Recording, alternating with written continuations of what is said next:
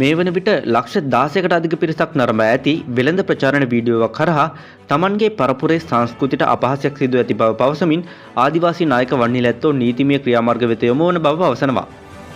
රූපලාවන්‍ය ආලේපන වර්ග සම්බන්ධයෙන් YouTube වීඩියෝවක් නිකුත් කර ඇති බ්ලොක් ඇන් ඩිනෝ නම් නාලිකාව එහිදී ආදිවාසීව ලෙස නිරූපණයක් ඉදිරිපත් කරනවා.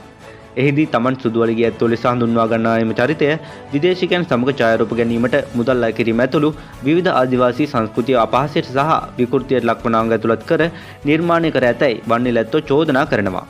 මේ අතර ඒ පිළිබඳව ආදිවාසී නායක වන්නිලැත්තෝ පවසා සිටියේ මෙවැනි අදහසක්. අපේ පරම්පරාවට සම්බන්ධ නායකයෙක් විදිහට කෙනෙක් මේ සමාජ මාධ්‍ය වැඩසටහනේ එනවා. එයා ලොකු වෙළඳාමක් කරන්නේ මම මේක නවත්තන්න කියන්න කතා කරා. ඒත් එහෙම වුණේ නැහැ. මං දුරකථනයෙන් කතා කළාට උත්තර දුන්නේ නැහැ. දැන් මාධ්‍ය නිදහස ගැන කතා කරනවා. ඒත් පරපුරකට මෙහෙම හානියක් කරලා මුදල් හොයන්න කාටවත් අයිතියක් නැහැ.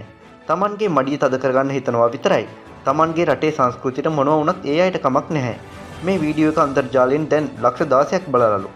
සල්ලි හොඳට හොයලාලු. මේ අත්තන්නේ පරම්පරාවේ භාෂාව සිරිත් විරිත් ඒ හැම එකම විනාශ කරලා තමයි මේ සල්ලි හොයන්නේ. මේක ලියපු කෙනා මේ භාෂාව විකෘති කරලා පොජ්ජ කියලා හැමතැනම දාගෙන වෙන භාෂාවක් කතා කරනවා. මේ පරම්පරාවට කරපු අපකීර්තියට වන්දිකුත් එක්ක තමයි අපි නඩුමකට එළඹෙන්න හදන්නේ. යනුවෙන් ආදිවාසී නායක වන්නිලැත්තෝ මාධ්‍යට ප්‍රකාශ කර තිබෙනවා.